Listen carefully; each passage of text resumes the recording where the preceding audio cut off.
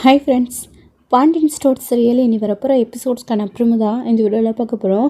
வாங்க ஃப்ரெண்ட்ஸ் பார்க்கலாம். இப்படி ஒரு நிலைமை சரவணனுக்கு ஏற்படும் அப்படின்னு யாருமே நினச்சி கூட பார்த்துருந்துருக்க மாட்டாங்க. அவருடைய மனசில் இருக்கிற விஷயங்கள் எல்லாத்தையும் வெளிப்படையாக சொன்னதுக்கப்புறம் பாண்டியன் கூட இப்போது சரவணனை புரிஞ்சுக்க ஆரம்பிச்சிட்டாங்க. அது மட்டும் இல்லாமல் வாழ்க்கையில் அடுத்தடுத்து ஒவ்வொரு தடவையும் தோத்துட்டே இருக்கோம் அப்படின்னு நினைக்கும் போது சரவணனுக்கு ரொம்ப கஷ்டமாக இருக்குது. கதிரும் இப்போ இந்த நிலைமையை கூட இருந்து எல்லாத்தையும் பார்த்துட்டு தான் இருக்காங்க. இதுக்கு முன்னாடியாச்சு சரவணன் மட்டும் எல்லாத்தையும் ஒத்த ஆளாகவே சமாளிச்சுட்டு எல்லா பக்கமும் பேசிட்டு இருந்தார். இப்போ கதிர் கூடவே இருக்கிறன்றதுனால என்னென்ன பிரச்சனைகள் நடக்குது அப்படின்றத அவரும் புரிஞ்சுக்கிறாங்க. இப்போ அடுத்து அஞ்சலியையும் ஏமாத்திட்டோம், நமக்கு அடுத்து ஒரு நல்லது நடக்க போதும்னு நினச்சிட்டு இருந்தோம், அதுவுமே நடக்காமல் போயிடுச்சு. அஞ்சலியும் கெட்டு நம்மளும் கெட்டு ஏன்னா அப்படி பண்ணுறோன்னு தெரியல, நம்ம வாழ்க்கையில் ஏன் இப்படி நடக்குதுன்னு தெரியலையே அப்படின்னு சரவணன் ரொம்ப மனசு உடைஞ்சு போய் வெறுத்து ஆள ஆரம்பிச்சிட்டாரு. கதிர் சமாதானப்படுத்தி வீட்டுக்கும் கூட்டிகிட்டு போகிறாங்க. மயிலே இன்னொரு சைடாக அவங்க அம்மா கிட்ட ஸ்ட்ரிக்டாக சொல்லிட்டாங்க, இனி என் வாழ்க்கையை நான் பார்த்துக்கிறேன், என் வாழ்க்கையில் நீங்கள் எனக்கு எல்லாம் செஞ்ச விதம் வரைக்கும் போதும், இனி இந்த மாதிரி ஏதாச்சும் பண்ணிங்க நான் வீட்டை விட்டு அமைதியாக என் பாட்டுக்கு சொல்லாமல் கொள்ளாமல் எங்கேயாச்சும் போயிடுவா, அவ்வளோதான், உன் பொண்ணு செத்துட்டான்னு நினச்சி நீங்கள் வாரத்தை தூக்கி போட்டுட்டு உங்கள் வேலையை பார்க்க வேண்டியதுதான்னு அவங்க விஷயத்தில் அவங்கவுங்க இப்போ உறுதியாக இருக்க ஆரம்பிச்சிட்டாங்க. ஆனால் அதே வருத்தத்தோடு வந்த சரவணன் வீட்டுக்கு அமைதியாக உள்ளே போய் ரூம் கதவை சாத்தின அவர் வெளியவே வர்றது கிடையாது. நாள் முழுக்க ரூம்லேயே வருத்தப்பட்டு ரொம்ப ரொம்ப அழுகிறாரு. கடையில் கதிர் தான் போய் நிற்கிறாரு. பாண்டியன் கேட்குறாரு, என்ன ஆச்சுடா, சரவணன் எங்கே அஞ்சலி வீட்டுக்கு போகிறேன்னு சொல்லிட்டு போனீங்களே என்ன ஆச்சு அப்படின்னுவோம். அண்ணா அவங்க எல்லாரையும் பார்த்து மன்னிப்பு கேட்டுருச்சுப்பா அப்படின்னுவோம். அப்புறம் எங்கடா அவன் அப்படின்னுவோம். அப்பா அவருக்கு கொஞ்சம் ரெஸ்ட் கொடுங்கப்பா, பாவம்ப்பா அண்ணன் ரொம்ப வருத்தப்படுது, அவர் திரும்பவும் அவங்கள கல்யாணம் பண்ணிக்கிட்டு அடுத்தாச்சு நம்ம வாழ்க்கையில் சந்தோஷமாக இருக்கலாம்னு நினச்சிருக்காரு, ஆனால் அதுவும் நடக்கலான்ற போது அண்ணன் ரொம்ப வருத்தத்தில் இருக்குது, விட்டுருங்கப்பா அப்படின்னு உடனே இதை நினச்சி பாண்டியனும் ரொம்ப ரொம்ப வருத்தப்படுறாரு. உங்கள் கூட நான் இருக்கேன்னு கதிரிங்க பார்த்துட்ருக்காரு. டேய் நீ ஏன்டா இங்கே இருக்க, நான் வேணா பார்த்துக்கிறேன், நீ ட்ராவல்ஸ்க்கு போ அப்படின்னுவோம். ட்ராவல்ஸ்லாம் பார்த்துக்க ஆள் இருக்காங்க, நான் இங்கேயே இருக்கேன் உங்கள் கூட, நீங்கள் அமைதியாக இருங்க, டெலிவரி ஏதாச்சும் கொடுக்கணுமா அப்படின்னுவோம். ஆமாண்டா அதெல்லாம் டெலிவரி கொடுக்க அப்படின்னுவோம். அப்போ நான் அதை எல்லாத்துக்கும் கொடுத்துட்டு வந்துடுறேன், நீங்கள் பார்த்துக்கோங்கன்னு சொல்லிட்டு கதிரி டெலிவரி கொடுக்க போயிடுறாங்க.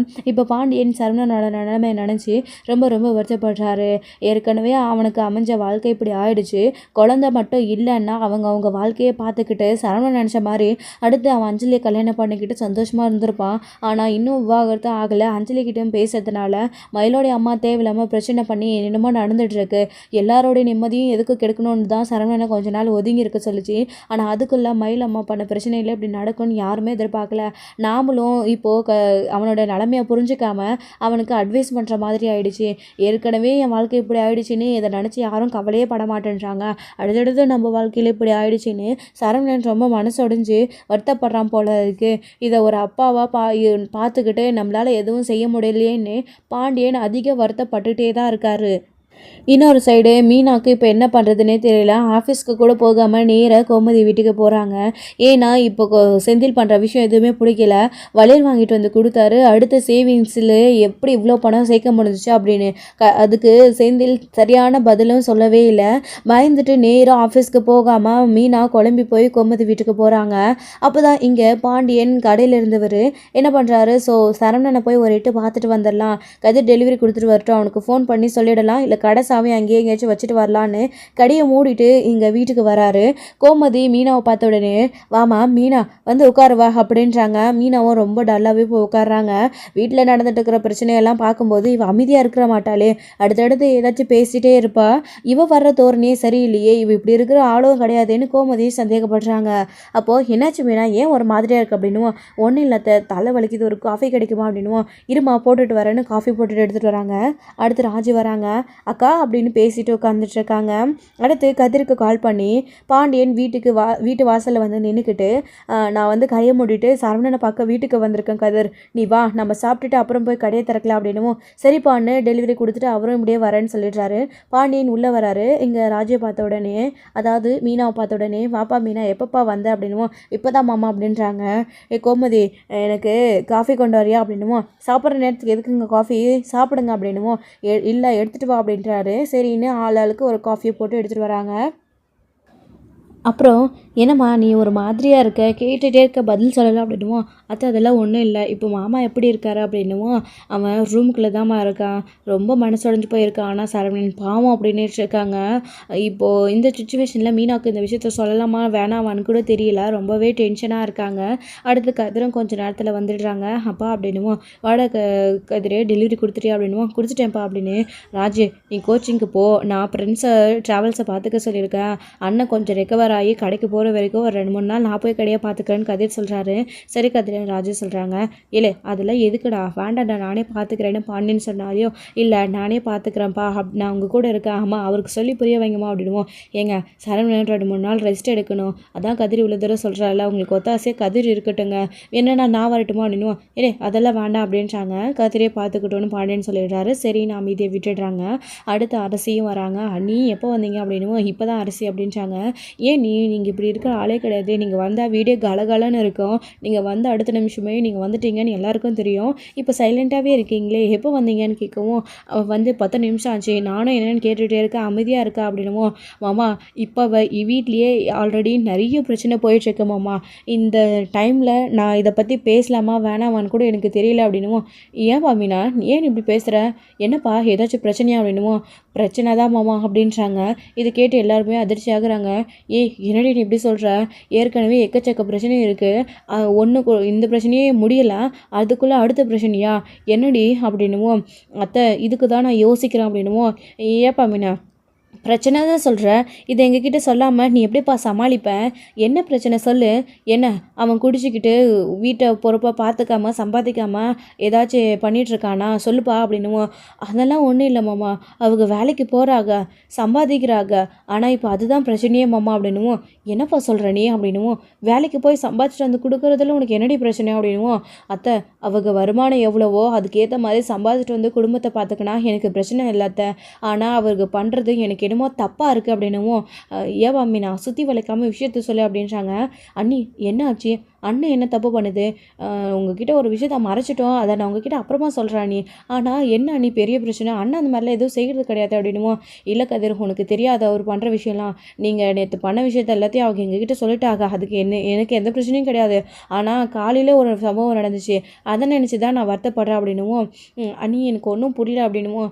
சொல்கிறேன் கதிர் எல்லாருக்கும் புரிகிற மாதிரியே. அவங்க கொஞ்ச நாளைக்கு முன்னாடி இங்கே பாருங்கள் என் கையில் இருக்கிறது தங்க வளையல், நீங்கள் இதை பார்த்தீங்களா அப்படின்னுவோம். ஆமாம் நானும் கவனிக்கவே இல்லையே அப்படின்னுவோம். இதை அவங்க வாங்க கொடுத்து எனக்கு ரொம்ப நாள் ஆச்சு நடந்துட்டு இருக்கிற பிரச்சனையில் இதை பற்றி சொல்ல வேண்டான்னு நான் அமைதியாக விட்டுட்டேன். ஒரு பக்கம் எல்லோரும் கவலையிலும் பிரச்சனையும் இருக்க போது, இன்னொரு சைடு நான் மட்டும் இங்கே எப்படி சந்தோஷமாக இருக்குதுன்னா இந்த விஷயத்தை பற்றி உங்ககிட்ட நான் சொல்லாமல் விட்டுட்டேன் அப்படின்னுவோம். சரிடி வளையல் வாங்கிட்டு வந்து கொடுத்துருக்கான், சம்பாதிச்சு அது சந்தோஷமான விஷயம் தானே, இதுக்கு என்ன நீ வருத்தப்படுற அப்படின்னுவோம். அது பிரச்சனை இல்லாத இந்த பணம் எப்படி வந்துச்சுன்னு கேட்கும்போது அவர் சேவிங்ஸ்ன்னு சொன்னார். சரி நானும் அதுக்கப்புறம் இதை பற்றி பெருசாக விட்டுட்டேன், கண்டுக்கலத்த, ஆனால் அடுத்தடுத்து அவர் செய்கிற விஷயம் எதுவுமே எனக்கு பிடிக்கல அப்படின்னு இவங்க மீனா ஒரு சைடு பேசிகிட்டு இருக்கமோ, இன்னொரு சைடு மயில் வேலைக்கு போகிறாங்க. வேலைக்கு போனதுக்கப்புறமா அந்த அம்மாவை பார்த்துக்கிட்டு அவங்கக்கிட்ட பர்மிஷன் கேட்குறாங்க. இந்த மாதிரி எனக்கு டெலிவரி டைமில் மட்டும் கொஞ்ச நாள் டைம் கொடுங்கக்கா, டெலிவரி முடிஞ்சு நானே கொஞ்சம் ரெக்கவர் ஆனதுக்கப்புறமா அடுத்து நான் பாப்பாவை தூக்கிட்டு குழந்தைய தூக்கிட்டு இங்கேயே வந்திருந்தேன், திரும்பவும் வேலை செஞ்சுக்கிறேன், இதில் உங்களுக்கு ஒரு பிரச்சனையும் இருக்காது இல்லைக்கா, எல்லாத்தையும் நான் பார்த்துக்கிறேன் அப்படின்னும் முதல்ல அவங்க யோசிக்கிறாங்க. ப்ளீஸ்க்கா அப்படின்னும், உன்னோட சுச்சுவேஷன் எனக்கு நல்லாவே புரியுது மயில், அதனால் நான் இதுக்கு நோன்னு சொல்ல மாட்டேன், நான் ஒத்துக்கிறேன், நீ குழந்தைய தூக்கிட்டு உடம்பு சரியானதுக்கப்புறமா வேலைக்கு வரல, எனக்கு எந்த பிரச்சனையும் இல்லை அப்படின்றாங்க. ரொம்ப தேங்க்ஸ்க்கான்னு மயிலும் சந்தோஷப்படுறாங்க. குழந்தைய எப்படியாச்சும் நாமளே வளர்த்துக்கலாம், அம்மா அப்பாவுக்கு நம்ம பாரமாக இருக்க தேவையில்லை, ஒரு நாள் நம்மளை ஹாஸ்பிட்டலில் பார்த்ததுக்கே ஏதோ பெரிய தியாகம் பண்ண மாதிரி பேசுகிறாங்க, பெற்றவங்களுக்காக யாருமே இது கூட செய்ய வேண்டாமா, எனக்காக அவங்க எந்த நல்லது செஞ்சுருக்காங்க, என் வாழ்க்கையில் பிரச்சனையை மட்டும்தான் கொண்டு வந்திருக்காங்க, இதுக்கு எல்லாத்துக்குமே அவங்க தானே காரணம், நமக்கு எதுவுமே அவங்க நல்லது செய்யவே இல்லை, அட்லீஸ்ட் அமைதியாக இருந்தாலே அதையும் கேட்க மாட்டேன்றாங்களே அப்படின்னு மயில் நினச்சிக்கிட்டு இனிமேல் நம்ம வாழ்க்கையை நம்மளே பார்த்துக்கணும், யாருக்கும் பாரமாகவும் தொந்தரவாகவும் இருக்கக்கூடாதுன்னு நினச்சி மயில் சந்தோஷப்படுறாங்க. இது ஒரு சைடு இருக்க, இன்னொரு சைடு குமரவேல் பண்ண பிரச்சனையினால யாருமே அவருக்கு பொண்ணு கேட்க போக மாட்டோம். என்னன்னு சொல்லி பொண்ணு கேட்குறது அப்படின்றதுனால யாருமே இந்த விஷயத்தை தள்ளிடுறது கிடையாது. இப்போ சக்திவேலு நம்ம குமரவேலுக்காக தெருவா பொண்ணு தேடி அழிஞ்சிட்ருக்காங்க. ஆனால் நம்ம குமரவேலு என்னமோ இவ்வளோ செஞ்சதுக்கப்புறமும் அரசியை கல்யாணம் பண்ணிக்கணும்னு தான் மனசுக்குள்ளே நினச்சிட்டு இருக்காங்க. அரசி காலேஜுக்கு போகும்போதும் வரும்போதும் அரசியை பார்த்துட்டு இருக்கிறது, அரசிக்கிட்ட பேச முயற்சி பண்ணுறது, அரசி எவ்வளோ கேட்க முடியுமோ அவ்வளோவும் திட்டி குமரவேலை போனால் கூட அடுத்த நாள் வெக்கமே இல்லாமல் வந்து நிற்கிறாரு. அரசிக்கு இது ஒவ்வொரு நாளும் டார்ச்சர் தான் இருக்குது. ஏற்கனவே சரவணனான பிரச்சனை வீட்டில் பெருசாக போயிட்டுருக்கு. இப்போது நம்ம இந்த விஷயத்தையும் சொன்னோன்னா 2 குடும்பத்துக்கும் தேவையில்லாமல் பிரச்சனை வரும். நம்மளால் பிரச்சனை வரக்கூடாதுன்னு ஒவ்வொரு தடவையும் அரசி வேற ஒதுங்கி இப்போ கூட ஒதுங்கி போயிட்டே தான் இருக்காங்க. இந்த விஷயம் இன்னமும் யாருக்கும் வீட்டில் தெரியவே தெரியாது. அவங்க இன்னொரு சைடு வந்து அந்த கார்த்திகேயன் அவர் கூட நல்லா பேசிக்கிட்டு சாட் பண்ணிக்கிட்டு ஓரளவுக்கு ரிலாக்ஸாக இருக்காங்க அரசி. அதனால் வந்து இந்த பிரச்சனையை சொல்கிறதும் கிடையாது. இப்போது செந்தில் ஆஃபீஸ்க்கு போனதுக்கப்புறமா வழக்கம் போல் அவருக்கு ஆக வேண்டிய காரியங்களை முடிச்சு கொடுத்துட்டு லஞ்சம் வாங்க ஆரம்பிக்கிறாரு. அதுவும் மீனாவுடைய அப்பா பேச்சு கேட்டுக்கிட்டு தான் இவ்வளோத்தையும் அவர் பண்ணிகிட்ருக்காரு. இது மீனாவுக்கு தெரியாமல் இவ்வளோ இருந்துச்சு இவ்வளோ நாளே. இப்போ அவங்களுக்கு சந்தேகம் வர ஆரம்பிச்சிடுச்சு. இதுக்கு மேலேயும் அமைதியாக இருக்கக்கூடாதுன்னு நேராக பாண்டியன் வீட்டுக்கு வந்து இந்த விஷயத்தை பற்றி பேசணும்னு எல்லாருக்கிட்டையும் பேசிகிட்டு இருக்காங்க. அந்த பணம் எப்படி வந்துச்சுன்னு மீனாவுக்கு தெரியாது. ஆனால் அந்த அவ்வளோ பணம் அவர் சேவிங்ஸ் பண்ணி வச்சுருக்கிறாரு. இது தப்பாக இருக்குன்னு மீனா சொல்கிறதுக்காக அங்கே இருக்கிறாங்க. இப்போது என்னாச்சு மீனா, நீ வந்து இதுக்கு மேலேயும் உண்மையை மறைக்காமல் என்னன்னு சொல்லுப்பா எங்களுக்கு. நீ இப்படி சஸ்பென்ஸ் வைக்க ரொம்ப ரொம்ப பயமாக இருக்குது அப்படின்னு பாண்டியன் கேட்கவும், பதட்டப்படாதீங்க மாமா, அத்தை வளையல் வாங்கிட்டு வந்து கொடுத்தாரு. அவர் சம்பாதிக்கிறது எவ்வளோ சம்பளம், அது செலவு போக ஏதோ வளையல் வாங்கினது எப்படின்னு கேட்டப்போ நான் வந்து சேர்த்து வச்சுருந்தேன், ஆஃபீஸில் வந்து சீட்டு போட்டு வச்சுருந்தேன், அதை எடுத்தேன் அப்படின்னாரு. அவர் சரி அத்தை அது ஒத்துக்கிட்டேன், ஆனால் அதுக்கடுத்து வீட்டில் எப்படி அத்தை அவரால் அவ்வளோ சேவிங்ஸ் சேர்த்து வைக்க முடிஞ்சிச்சு அப்படின்னும், என்ன சொல்கிற மீனா நீ புரியலை எவ்வளோ அப்படின்னும், அத்தை கணக்கே இல்லாத நிறைய பணம் வச்சுருக்கிறாரு. கிட்டத்தட்ட எப்படியும் 10-20 லட்சத்துக்கு மேலே இருக்குன்னு உடனே இதை கேட்டு எல்லாரும் ரொம்ப அதிர்ச்சி ஆகுறாங்க. முக்கியமாக ராஜும் கதிர் கூட, அண்ணி என்ன சொல்கிறீங்க நீங்கள், ஏதாச்சும் கனவு இது கண்டிங்களா அப்படின்னும், கதிர் நான் சீரியஸாக பேசிகிட்டு இருக்கேன், நான் எந்த கனவும் காணலை. காலையில் குளிச்சுட்டு ஆஃபீஸ்க்கு கிளம்பணும்னு நினச்சிட்டு இருக்கப்போ அவர் செலவுக்கு பணம் எடுத்துகிட்டு பீரோவை அப்படியே ஓப்பன் பண்ணி விட்டுட்டு ஃபோன் பேச போயிட்டாரு. அதை க்ளோஸ் பண்ணணும்னு நினைக்கிறப்போ தான் அந்த பணத்தை பார்த்தேன். அதை அவர்கிட்ட கேட்டதுக்கு சேவிங்ஸ்ன்னு சொல்லிட்டு எதோ சொல்லி என்கிட்ட சமாளிச்சுட்டு போயிட்டாரு அப்படின்னும், அதான் அவன் இவ்வளோ தூரம் சொல்லியிருக்காளடி சேவிங்ஸ்ன்னு, அப்புறம் என்ன அத்தை அவர் வேலைக்கு சேர்ந்து எவ்வளோ நாள் ஆகுது, மாமா கொடுத்த 10 லட்சத்தையும் பாதி செலவு பண்ணியாச்சு, மீதி பணத்தையும் கொடுக்கவும் செஞ்சிட்டாரு. அதுக்கப்புறமா எப்படி அவர்கிட்ட அவ்வளோ பணம் இருக்கும், நீங்களே கொஞ்சமானா யோசிச்சு பார்த்தீங்களா? ஏதாச்சும் கொஞ்சம் வந்து சேர்த்து வைக்கலாம். 1 லட்சம் 2 லட்சம் 50,000 இல்லை 3 லட்சம் 5 லட்சம் கூட சேர்த்து வைக்கலாம் அத்தை.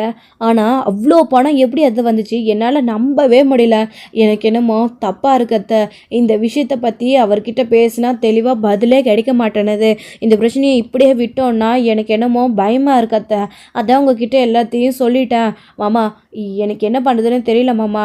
இதனால் இவர் ஏதாச்சும் ஒரு பிரச்சனையை கொண்டு வந்து நின்னாருன்னா சமாளிக்க போகிறது நான் தான், கஷ்டப்பட வேண்டியது நான் தான். இருந்தாலும் உங்ககிட்ட சொல்லாமல் இருக்க முடியாது இல்லை மாமா அப்படின்னுவோம். என்னப்பா பேசுகிற நீ, இவன் இப்படி ஒரு விஷயத்த பண்ணிகிட்ருக்கானா, இந்த விஷயத்தை பற்றி நீ எங்ககிட்ட சொல்லாமல் இருந்தால் தான்ப்பா தப்பு.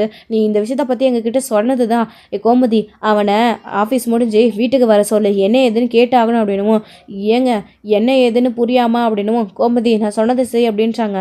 அப்பா அம்மா சொல்லுது சரிதானப்பா, அண்ணன் எப்படி சேர்த்து வச்சிச்சு, ஒருவேளை அவள் சம்பாதிச்ச பணம் என்ன ஏதுன்னு தெரியாமல் அண்ணனை கூப்பிட்டு இது விசாரிச்சா தப்பாக போயிடும்ப்பா அப்படின்னுவோம். இல்லை கதிர், அப்படி எதுவும் தப்பாக போனால் கூட பரவாயில்ல, இதனால் அவர் கஷ்டமே பட்டால் கூட பரவாயில்ல, எப்படியும் இவரை கூப்பிட்டு இந்த விஷயத்தை பற்றி நான் இங்கே எல்லார் முன்னாடியும் கேட்டு தான் ஆகணும், அவர் பண்ணுறது ரொம்ப பெரிய தப்பாக இருக்குது அப்படின்னுப்போ. ஏப்பா மீனா அவ்வளோ பணம் அவன் சேர்த்து வச்சுருக்கானா, நான் சொல்கிறேனேன்னு தப்பாக நினச்சிக்காதப்பா, ஒரு வேளை அவன் லஞ்சம் இது வாங்குவானோ அப்படின்னுவோம். இதை கேட்டு மீனாவுக்கும் சரி கோமதிக்கு எல்லாருக்கும் அதிர்ச்சி ஆகுது. மாமா அப்படின்னவும், ஏங்க அப்படியெல்லாம் இருக்காதுங்க, அவன் அப்படிலாம் பண்ண மாட்டான், மீனாவுக்கு அதெல்லாம் சுத்தமாக பிடிக்காது, மீனா அப்படியெல்லாம் நடந்துக்க மாட்டான், அவள் வேலையில் எவ்வளோ நேர்மையாக இருக்கான்னு அவனுக்கும் தெரியும், அப்படிலாம் நடந்துக்க மாட்டாங்க அப்படின்னுவும். அத்தை எனக்கு என்னமோ மாமா சொல்கிறது உண்மையாக இருக்குமோன்னு தோணுது அத்தை, நம்ம அவரை கூப்பிட்டு கேட்டுடலான்னு எல்லாருக்குமே இந்த சந்தேகம் இப்போ வர ஆரம்பிச்சிடுச்சு. கோமதியும் செந்திலுக்கு ஃபோன் பண்ணி ஈவினிங் வீட்டுக்கு வர சொல்லியிருக்காங்க. என்ன ஆச்சு, ஏன் அம்மா திடீர்னு வீட்டுக்கு வர சொல்கிறாங்கன்னு இப்போ செந்திலும் ஒரு சைடு பயந்துகிட்டே தான் இருக்காரு. ஸோ இதோட இந்த எபிசோடு வந்து முடிச்சிருக்காங்க. அடுத்தடுத்த எபிசோடில் இனி என்ன நடக்க போகுது, ஸோ கதிர் நம்ம செந்திலை கூப்பிட்டு விசாரித்தா அவர் உண்மையை சொல்வாரா, இல்லை ஏதாச்சும் சொல்லி சமாளிக்க போகிறாரா, இல்லை அவர் லஞ்சம் வாங்கின விஷயம் வீட்டில் எல்லாருக்கும் தெரிய வந்தால் அது உண்மை தான், அந்த பணம் லஞ்சத்தினால தான் வந்தது, லஞ்சம் வாங்கி தான் அவர் இவ்வளோ பணம் சேர்த்துருக்காரு, அதில் தான் இவ்வளவும் பண்ணிகிட்ருக்காரு, அந்த வேலையை வச்சு இப்படியெல்லாம் யூஸ் பண்ணிகிட்ருக்காருன்ற விஷயம் எல்லாருக்கும் தெரிய வந்தால் அவங்களோட ரியாக்ஷன் என்னவாக இருக்க போகுது, அடுத்து மீனா என்ன ஸ்டெப் எடுக்க போகிறாங்க, முக்கியமாக இதுக்கு காரணம் அவருடைய அப்பா தான், மீனாவுடைய அப்பா தான் அப்படின்னு தெரிஞ்சால் அடுத்து என்ன நடக்க போகுது அப்படின்றத வெயிட் பண்ணி நெக்ஸ்ட் வீடியோவில் பார்க்கலாம். Friends thank you. இந்த வீடியோ உங்களுக்கு பிடிச்சிருந்தா லைக் பண்ணுங்கள், ஷேர் பண்ணுங்கள், கமெண்ட் பண்ணுங்கள்.